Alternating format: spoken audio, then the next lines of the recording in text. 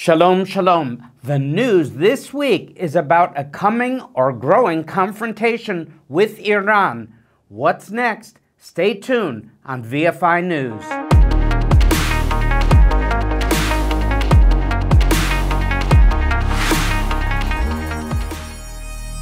Well, I'm in the safe room, and so therefore I can take off my anti-radiation glasses for all of you so I can see you.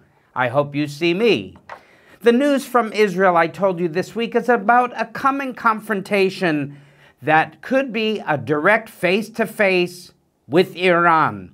This is a country that doesn't border Israel and with which Israel has no quarrel. We have no quarrel with the people, by the way. In fact, some of us are old enough to remember when Iran was one of Israel's best friends. But the fundamentalist Shiite Islamic regime, which currently rules in Tehran, regards Israel as a mortal threat and has repeatedly sworn to destroy the Jewish state. Israel has no choice but to take those threats very seriously. And this week, Israel's Air Force, together with the United States Air Force, held an extreme exercise simulating an attack on Iran's nuclear sites. The drills are probably meant to send a deterrent message to Iran, but they might also serve the very practical purpose of preparing Israeli and American forces to actually carry out a strike should it become necessary.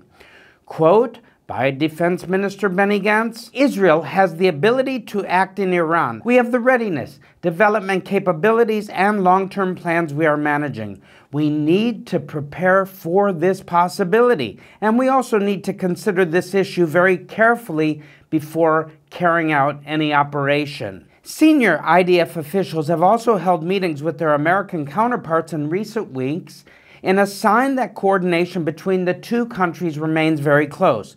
On that subject, although the Biden administration has long said that it would like to return to the JCPOA nuclear agreement that the Trump administration withdrew from in 2018, negotiations towards that end have led absolutely nowhere so far. With the return of Benjamin Netanyahu to the Prime Minister's office in Jerusalem, strong Israeli opposition to the JCPOA is likely to once again prove an impediment to any plans Washington might still have in this regard.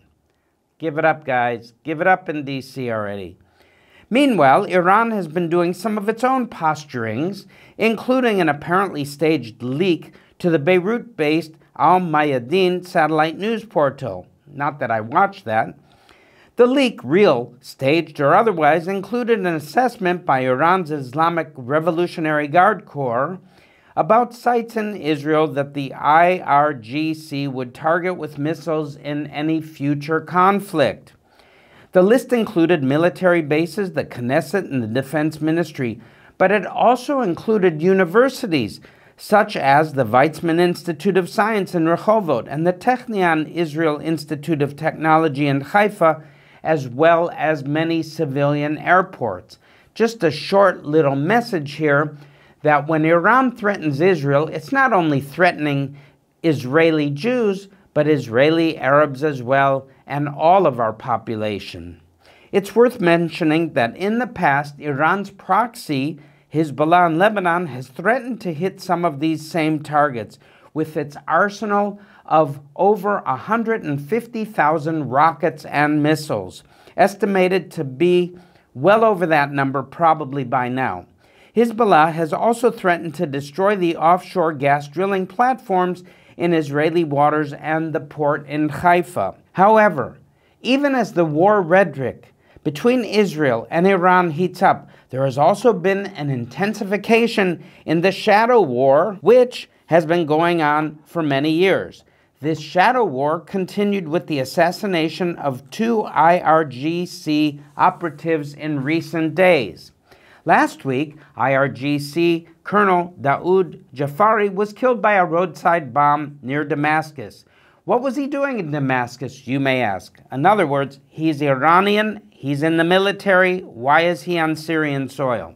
Well, he was well known to the Israeli and Western intelligence services as an expert on air defense systems. It can therefore be assumed that he was assisting in the effort to deploy such systems to defend Iranian interests in Syria from Israeli airstrikes. In other words, they shouldn't be there to begin with. Then a few days later, on Monday, IRGC operative Reza Dastani was assassinated as he made his way to work in the Iranian city of Isfahan. It is less than obvious that Israel would have had a direct role in this assassination. However, as the IRGC has lots of enemies, both inside and outside, any one of them might have had an interest in seeing senior operatives like Dastani depart this world. But these assassinations, whoever carried them out, are just the latest examples of Iranian IRGC officers, nuclear scientists, and intelligence operatives who have died under violent and not immediately clear circumstances. It is impossible to estimate how much, if at all, these assassinations have slowed down Iran's nuclear weapons project or its other plans to try and destroy Israel. However, it's safe to guess that those efforts certainly haven't been helped by the high turnover of workers who have been employed by the regime to carry them out. Another aspect of the vastly complex interplay between Israel, Iran, and the US and other world powers is the ongoing street protests, which have rocked Iranian cities for several weeks now. The protests, the most widespread and violent such incidents to hit Iran in years, have resulted in hundreds of deaths and hundreds of millions of dollars in economic losses, which have put enormous stress on the regime. On Tuesday, a UN official voiced concern that the crackdown on protesters by the regime was excessive, was likely to lead to more deaths. The statement came after Iran rejected a request to cooperate with an investigation by the UN Human Rights Council. It is worth noting that the UN recently issued a report that estimated that Iran has executed nearly 500 people in the past year, many of them political prisoners. As if to prove the UN's point, the semi-official Mer news agency in Iran reported on Wednesday that 4 people had been given death sentences after being convicted of collaborating with Israeli intelligence, carrying out kidnappings, and various other crimes. The statement by Iran's security services named the 4 condemned individuals and said that, quote, with guidance from the Zionist intelligence service, this network of thugs was stealing and destroying private and public property, kidnapping people, and obtaining fake confessions. Last but certainly not least, the Iranian national soccer team has been in the news this week as they have pointedly refused to join in the singing of their country's national anthem before the games at the World Cup tournament taking place in Qatar. The team has also made headlines for losing some games it was expected to win, including a 1-0 loss to the U.S. squad on Tuesday. The game followed a week of intense activity off the field, including a formal protest by the Iranian Foreign Ministry regarding the way the U.S. team displayed the Iranian flag on their website. Another low point was a very hostile line of questioning for the U.S. team by Iranian journalists at a press conference, of which they were probably put up to do. Also, a hacktivist group posted evidence online that Iranian agents had colluded with Qatari officials to suppress criticism of Iran during the internationally broadcast tournament. By the way, I saw the tournament. It was great.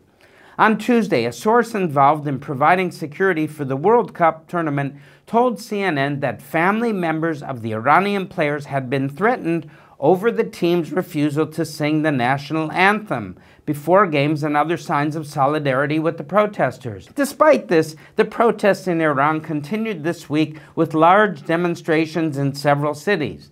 The number of people in Iran streets is reportedly holding steady, while the violence of the protests appears to be intensifying. Security services are cracking down aggressively, while many protesters have begun to use crude weapons to attack police stations and other symbols of the regime's authority. Now, normally I would never be supportive of protesters doing this, but in this case, the authorities and the religious mullahs themselves who are murdering people innocently in the streets of Tehran and elsewhere in Iran are nothing less than thugs and fascist dictators. Okay, I said it. It's off my shoulder. It's in your hands.